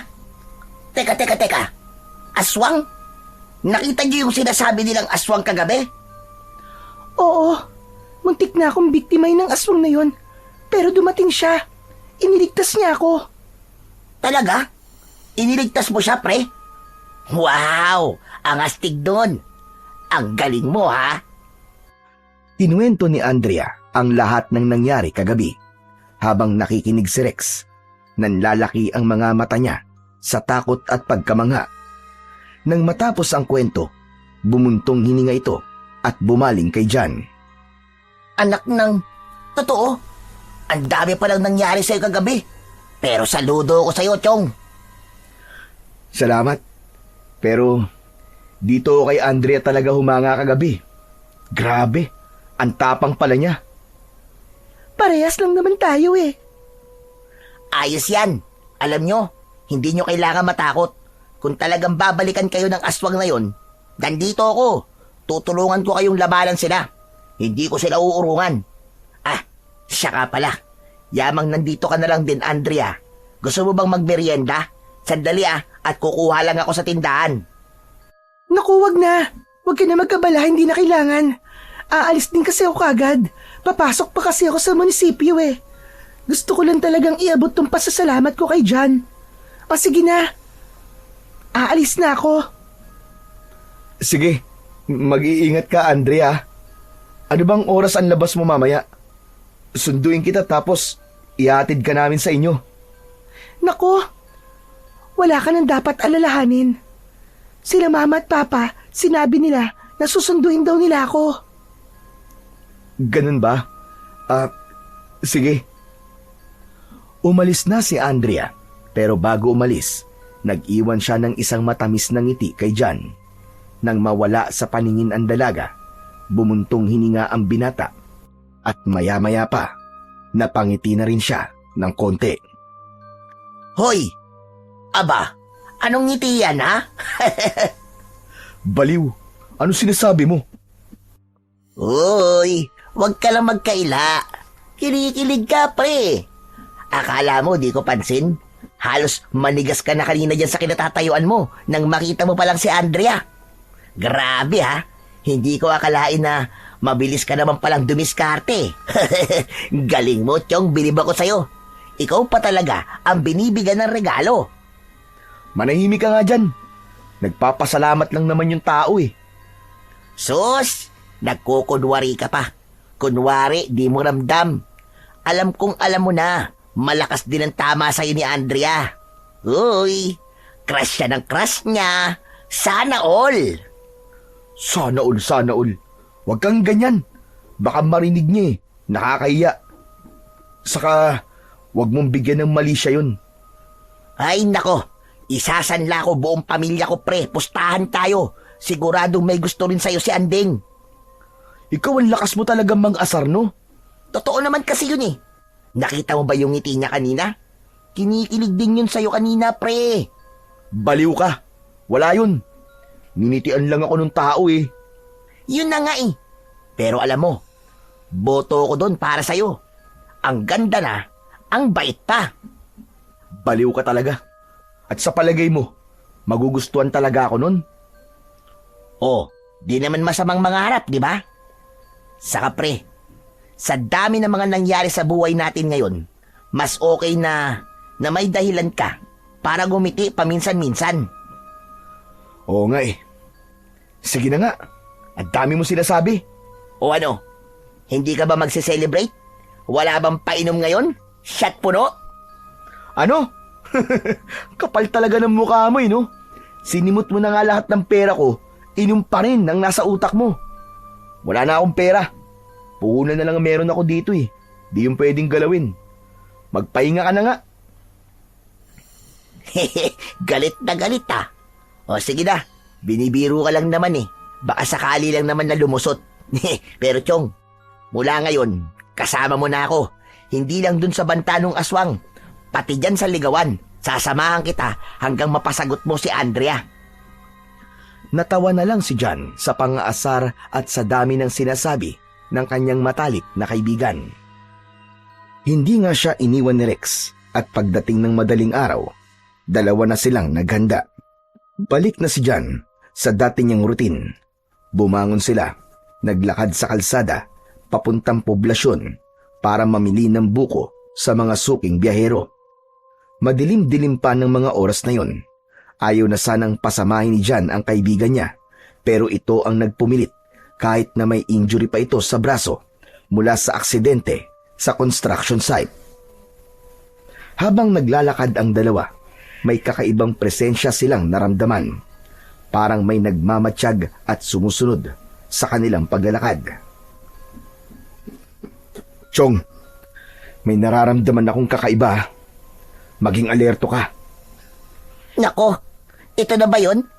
Talaga bang may aswang, Chong? Anong itsura nila? Ayan oh, mga mukhang aso. Biglang may sumulpot na 2 asong aswang sa dilim. Humigpit ang hawak ni Jan sa bolo. Anak ng... Totoo ga! Ang laki naman yan, pre! May mga aswang nga! Huwag kang maingay. Diyan ka lang. Huwag kang basta-basta gagalaw, Rex. Pre, natatakot ako. Anong gagawin natin? Ano ba? Akala ko ba magkasama nating haharapin to? Ano nangyari? Pre, sa umaangil na aso nga takot na ako eh. Diyan pa kaya? Aswang yan? Huwag kang matakot, nandito ako. Nandito na tayo eh. Kailangan nating lumaban. Kundi, gagawin tayong merienda ng mga yan. Umangil ng mas malakas ang 2 aswang. Bumuelo para sumugod. Jan, pag hindi ako nakaligtas, quits na tayo sa utang ko sa iyo ha. Huwag mong sisingilin ang nanay ko. Walang pambayad yon. Ang lakas ng tama mo. Manahimik ka na nga lang. Sumigaw si Jan. Itinaas niya ang kanyang kamay na may hawak sa bolo. Sige! Sumugod kayo! Akala niyo matatakot ako? Sige! Sugod! Diyos ko po, tulungan niyo po kami. Apo San Jose, Ave Maria, Santo Papa, lahat ng mga santo. Ay, Diyos ko, sino pa ba pwede kong tawaging santo? Sumugod ang aswang ng mabilis. Ang mga mata nila ay nanlilisik. Naglalaway ang kanilang mga bibig. Nakalabas ang kanilang mga pangil na handang-handa ng kumagat. Si Jan, buong-buo ang loob na harapin sila. Mas hinigpitan pa nito ang hawak niya sa kanyang sandata. Nang kumabig ang unang aswang sa kanyang direksyon, mabilis siyang bumuelta pakaliwa, dahilan para hindi siya matamaan ng mga matutulis na kuko ng aswang. Nang makitang hindi siya natamaan ng halimaw, agad niyang inihakbang ang kaliwang paa para muling makabuelo. Saka binigwasan ng malakas sa tagiliran ang aswang na malapit sa kanya. Ano ha? Ano? Laban! Tinamaan ng aswang. Sumadsad to kagad sa lupa. Nang makabawi ito at takmang susugod muli, muling tinaga ito ni Jan. Bumaon ang talim sa laman. Bumagsak ang aswang sa damuhan. Sumigaw ang aswang dahil sa labis na sakit. Bumuelo si Jan at tinaga ang batok ng halimaw ng sunod-sunod. Sumirit ang maitim at malagkit na dugo sa damuhan. Hindi niya ito tinantanan hanggang sa hindi humihiwalay ang ulo nito sa katawan. Grabe! Ang galing mo, pre! Imba ka! Para kang action star! Walang action star dito, pre. Totoong buhay to. Buhay natin 2 pinaglalaban ko dito. Biglang lumaki ang mga mata ni Jan nang mapansin ang aninong gumagalaw sa likod ni Rex. Isang aswang ang dahan-dahang lumalapit mula sa damuhan, nakayuko at handang umatake. Ang matutulis nitong mga kuko ay halos dumampi na sa likod ni Rex. Ang mukha ng halimaw ay nakangiwi, parang gigil na gigil sa laman. Rex! Sa likod mo! Dahil sa injury nito sa kamay, sa takot at pagkabigla, hindi agad nakakilos si Rex. Nang biglang sasalakayin ang kaibigan, parang bumagal ang oras sa paningin ni Jan. Hindi na siya naghintay pa. Agad siyang kumilos, mabilis at buong lakas. Parang sumabog ang lahat ng galit sa katawan niya. 2 hakbang lang ang pagitan nila ni Rex. At sa ikatlong hakbang, buong tapang niyang hinarap ang halimaw. Huwag mong gagalawin ang kaibigan ko! Hiya! Mabilis na umikot si Jan. Inundayan niya ng taga ang gilid ng ulo ng aswang. Bago pa man ito mahawakan si Rex, agad na bumagsak sa lupa ang aswang. Nakangiwi at bumubula ang bibig. Pero hindi pa doon nagtapos si Jan. Walang pag-aalinlangang muli niyang iniangat ang bolo. Akmang tatagain ulit ito, pero bigla siyang natigilan nang umalulong ito ng malakas. Para bang nagtatawag pa ng mga kakampi. Ngunit pagkatapos nun, hindi na siya nagdalawang isip. Inundayan ni Jan ng buong lakas ang bolo sa gilid ng ulo ng aswang. Bago pa man ito mahawakan si Rex, tumama ito sa halimaw at agad itong bumagsak sa lupa. Nakangiwi sa sakit at bumubula ang bibig. Pero hindi pa doon natapos si John. Walang pag-aalinlangan, muli niyang iangat ang bolo at sunod-sunod itong pinaghahataw sa likod ng aswang. Bawat tama ay puno ng bigat at galit. Napasigaw sa sakit ang halimaw at sinubukan pang gumapang paalis. Pero mabilis na sinundan ni John. Isang saksak sa batok ang tuluyang nagpatigil dito. Wala na itong buhay. Nang makita niyang hindi na gumagalaw ang kalaban, doon lang siya parang naimasmasan. Humupa ang galit niya at saka pa lang niya naramdaman ang panginginig ng kanyang mga kamay. Nang tumingin siya sa paligid, nakita niyang nakahandusay ang dalawang aswang sa damuhan at nakatirik ang mga mata. Napalingon din siya sa kanyang kaibigan na noon ay nakaupo at nakasandal sa kariton. Tila hinang-hina dahil sa takot, hindi makapaniwala sa muli niyang nasaksihan. Ano, Chong? Ayos ka lang ba? Oo, ayos lang ako, Chong. Pero, Chong, grabe ka. Ang tapang mo. Ang galing mo. Salamat, ha? Walang anuman yun. Maliit na bagay, wag na natin palakihin. Grabe. Akala ko talaga katapusan ko na kanina. Akala ko magiging kwento na lang ako.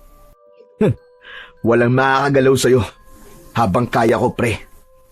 Kahit ilang aswang pa yan, lalabanan ko. Hindi ko hahayaang may mamatay ulit sa harap ko. Tsaka, Chong, ikaw na rin ang nagsabi, di ba? Masamang damo ka. At ang masamang damo, mahirap mamatay. Sira ulo. Napatingin si John sa hawak niyang sandata. Naalala niya ang kanyang ama. Hindi lang yun simpleng sandata. Iniisip niyang pamana ito sa kanya. Tara na, may pupuntahan tayo. Ha? Saan naman? Kailangan tumalaman ni Apong. Anong gagawin natin sa bangkay ng mga aswang na yan? Gusto mong ilibing sila? Maiwan ka. Pre naman, oh. Nagtatanong lang naman ako sa'yo, hindi ka na mapiro. Tara na nga. Ang bagal mo naman kasi maglakad, eh. Naglakad sila sa madilim na kalsada at dumiretso sa kapilya. Nang makarating sila, nakita nilang nakasara ang pinto. Kumatok si John. Tao po! Tao po! Sino nandito? May nakatira ba dito? Oo, meron. Si Apo Karding. Tao po! Apo Karding! Si John to! Andyan po ba kayo sa loob? Chong, wala yatang tao eh. Hindi pwede. Kailangan ko siya makausap. Nasaan kaya siya ngayon? Maya-maya pa ay nakarinig sila ng isang malakas na sitsit. Mula sa likod ng isang puno na malapit sa kapilya ay nakita nilang nakatayo ang isang matanda. Nangilabot si Rex nang makita ito. Akala niya ay isang panibagong aswang na naman dahil sa magulo nitong buhok. Teka, huwag ka matakot. Yan yung sinasabi ko sa yung si Apo Karding. Anong ginagawa mo dito, iyo? Agad na sinabi ni John ang nangyari. Kitang-kita sa mukha ng matanda ang labis na pag-aalala. Ano ka mo? Nangyari yun sa inyo? Bago ko po sagutin yan, gusto ko po munang malaman kung bakit nandito kayo sa labas. Pinalayas ako dyan eh. Dumating na ang may-ari ng lupa at naabutan ako dyan sa loob ng kapilya. O ngayon, sabihin mo na sa akin kung totoo ba yung ibinalita nyo. Napatay mo ang dalawang aswang na yon. Opo, mukhang tinambangan kami. Mukhang may alam sila tungkol sa akin. Kaya nga po eh. Pero buti na lang, ang galing nitong kasama ko. Hataw na hataw sa pakikipaglaban. Ang galing sa bakbakan. Ang bilis. Ang lakas. Walang emosyon ang mukha ng matanda. Lalong nangunot ang noo nito at tila nag-isip ng malalim. Maya-maya pa ay biglang bumuntong hininga. Mas lalo na magiging mapanganib dahil sa nangyari. Po? Bakit po? Paano? Natuklasan ko na hindi lang isa o dalawa ang aswang dito sa poblasyon. Isang pamilya sila at tiyak na hindi sila titigil. hanggat hindi nakakapaghiganti. Hanip din. At sila pa ngayon na may balak na maghiganti sa akin. Pero sila ang walang habas sa pagpatay at pananakot dito. Mga demonyo sila. Kaya ko po silang harapin. Hindi ako natatakot sa kanila. Hindi kailanman. Alam ko yun, Jan. Pero kilala ka na ngayon ng pamilya ng mga aswang. Tiyak na mas iinit ang labanan. Kailangan mo maging alerto sa lahat ng oras. Maging mapagmasid ka sa paligid. Nakahanda po ako palagi, Tatang. Hindi lang sarili mo ang dapat mong ihanda. Dapat maging ang mga taong malapit sa iyo, ang mga mahal mo sa buhay. Natahimik si Jan nang sabihin ni Apo Karding ang mga katagang yun. Parang bumigat ang kanyang pakiramdam, pero buo ang loob niyang lumaban. Tatang, wala naman po akong pamilya na dapat protektahan eh. Wala din po akong kamag-anak na malapit sa akin. Kaya sino naman po ang pupuntiryahin nila?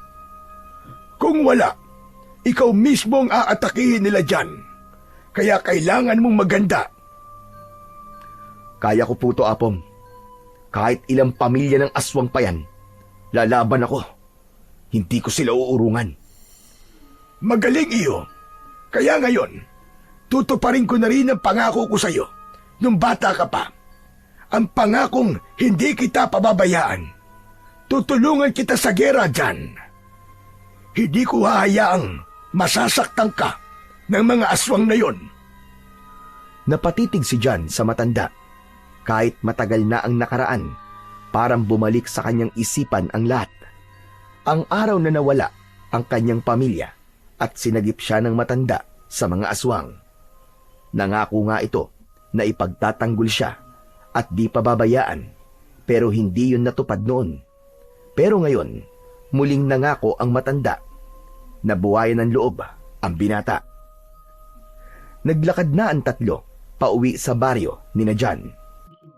Habang binabaybay nila ang kalsada pauwi, nakita nila ang maraming tao na nagkukumpulan sa isang lugar. Lumapit sila. Nakita nilang pinagkakaguluhan ng mga ito ang bangkay ng 2 dambuhalang aso. Iba-iba ang naging opinyon ng mga tao tungkol dito. May naniniwalang aswang ang mga ito at meron din namang hindi. Habang nakatayo silang tatlo, biglang napansin ni Rex ang isang lalaki. Tinititigan nito si Jan ng matalim. Halos hindi kumukurap. Chong! Tinititigan ka ng lalaki, oh. Masama ang tingin sa'yo. Tignan mo. Nasaan? Doon, sa gilid. Yung matanda na nakasombrero ng itim. Nakita ni Jan ang isang matandang lalaki. Nakatayo lang sa gilid. Nakatitig sa kanya ng mariin. Ang mga mata nito ay parang may galit na gustong kumawala. Nang mapansin ng matanda na nakatingin si Jan sa kanya, lalo nitong sinamaan ang tingin. Parang sinusukat siya mula ulo hanggang paa. Hindi mapalagay ang loob ni Jan. Parang nakaramdam siya ng pangamba. Hindi basta-basta ang matandang yun. At hindi lang ito isang usisero. Iba ang dating sa kanya. Iba rin ang nakikita niyang aura. Nilingon niya si Apo Karding at kinalabit. Tatang, tignan niyo nga po kung kilala niyo po yung matandang lalaki na nakatingin sa akin. Yung nakasombrero po ng itim dun sa may gilid. Ang sama po makatingin eh. Kumunot ang noo ni Apo Karding nang ibaling niya ang paningin sa direksyong tinuro ni Jan. Pero wala doon ang matandang lalaki na nakasombrero. Nasaan? Wala naman na. Pambihira. Nandyan lang po kanina yun ah. Bakit biglang nawala? Oo nga eh. Ako yung unang nakapansin, Apo Karding. Hala, teka. Ano yun, multo? Nawawalang parang bula? Ilang saglit na nanahimik ang matanda. Saka bumuntong hininga. Mag-iingat ka dyan. Kung sino man yun, malamang na may masama na siyang balak sa'yo. Napatango si Jan. Alam na niya na sigurado na ang pagdating ng isang panganib. Pre, baka sundan tayo dun sa bahay mo. Baka doon siya magkalat ng lagim. Subukan niya, Chong. Kailangan natin siyang paghandaan mamayang gabi. Chong, kinakabahan ako sa plano mo. Hindi mo naman kailangan lumaban, Chong eh. Naiintindihan ko ang kalagayan mo. Wala kang dapat na ipag-alala.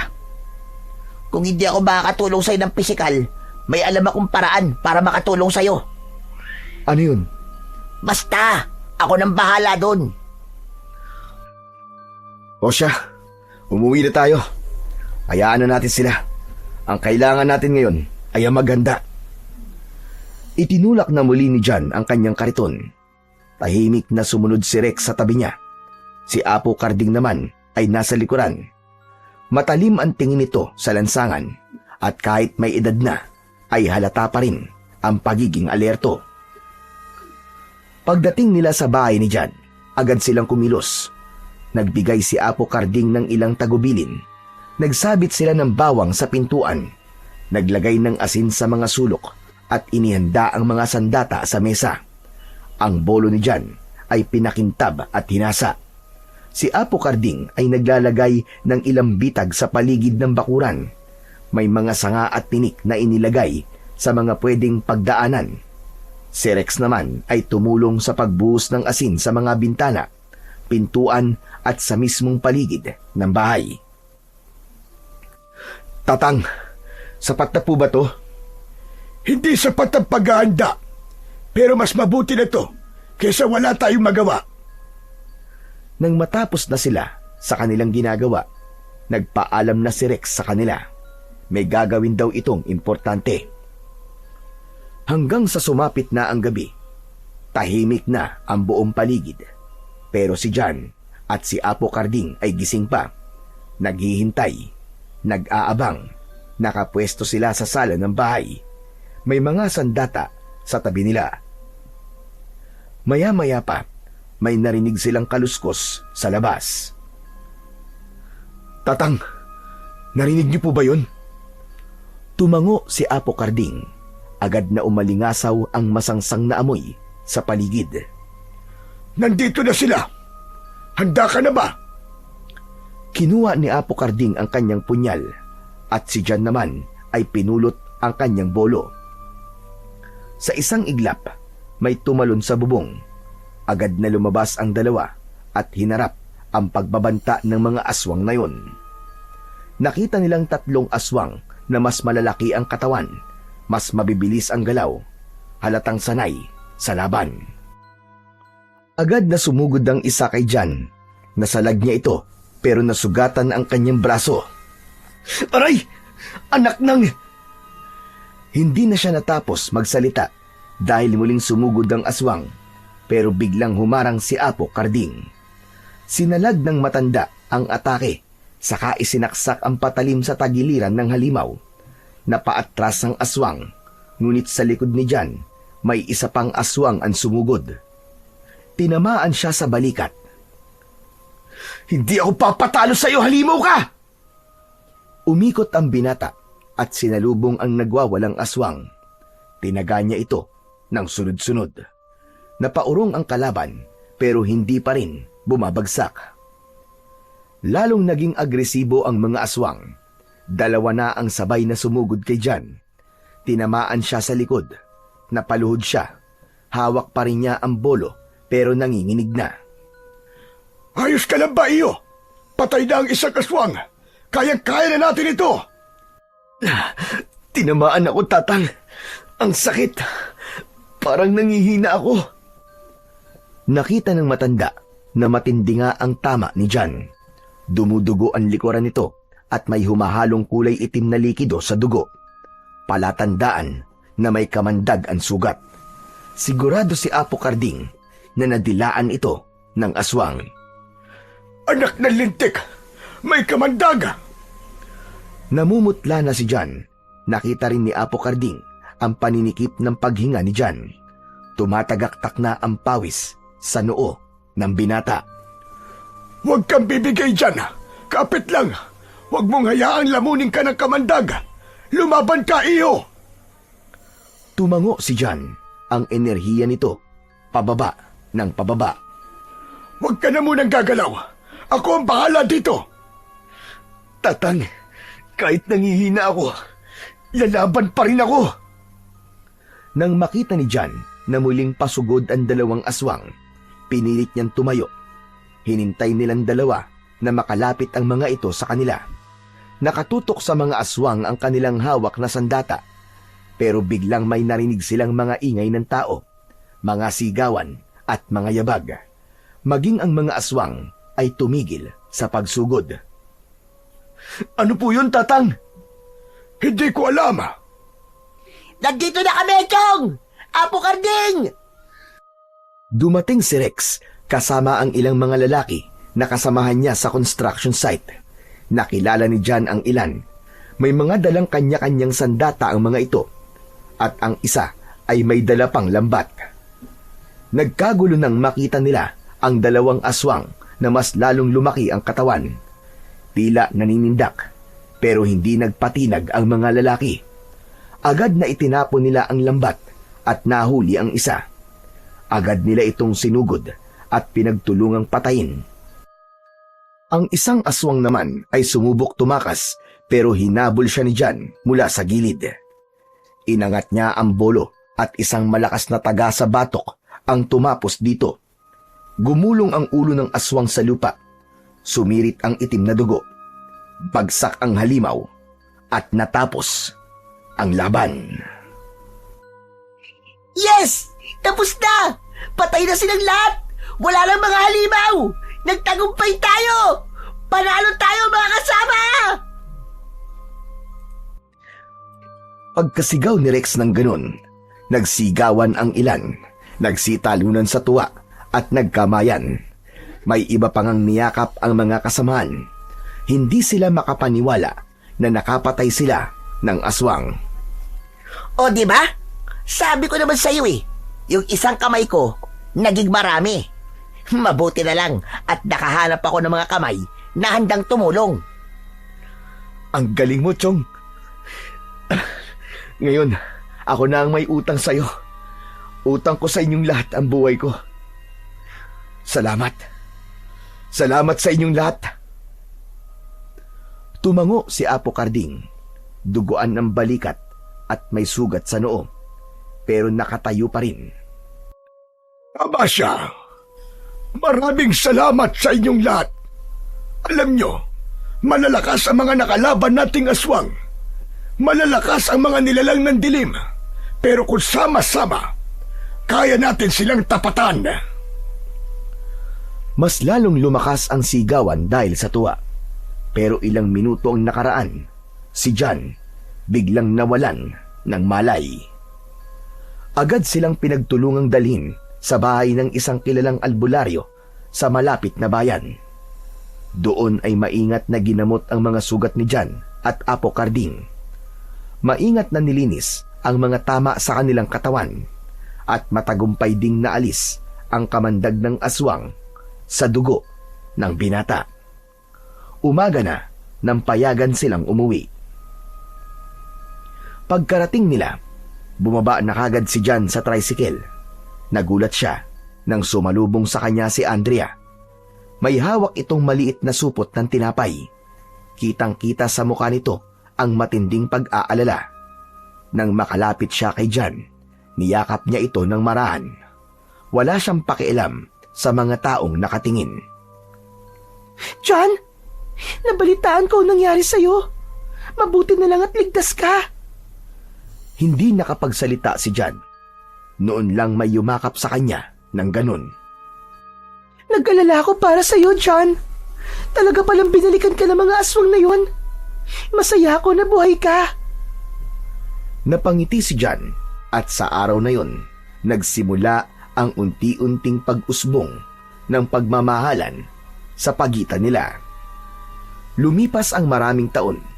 Tuloy-tuloy pa rin ang buko business ni John, pero sa pagkakataong ito, may kasama na siyang pamilya, si Andrea. Nagkatuluyan sila at nagkaroon ng 2 anak. Masipag ang asawa niya at marunong sa pagpapatakbo ng negosyo, kaya lalo itong lumago. Meron na silang sariling logo at packaging. May mga franchise na rin. Ang pangalan ng kanilang negosyo ay Buko ni Jan, na naging kilala sa buong bayan at karatig lugar bilang isa sa pinakamasarap na buko juice. Pero hindi lang sa buko naging kilala si Jan. Ang dating lasinggerong magbubuko na palagi nilang pinagchichismisan ay kilala nila bilang kanilang tagapagtanggol ng kapayapaan. Marami ang humanga sa tapang niya at kabutihan ng puso. Samantalang si Rex naman ay nakabalik na sa kanyang trabaho at na-promote bilang mason. Hindi na siya labor. Samantala, si Apo Karding naman ay siyang madalas na nagbabantay sa mga bata na itinuturing na niyang apo. Madalas makikita ito na nagkikwento ng mga magagandang kwento na kinagigiliwan ng mga anak ni Jan at Andrea. Ang lahat ay namuhay ng tahimik, kabilang na ang buong baryo at ang poblasyon. Ang mga tao, hindi na sila takot sa dilim dahil alam nila may pagkakaisa sila at marami ang handang lumaban para sa isa't isa.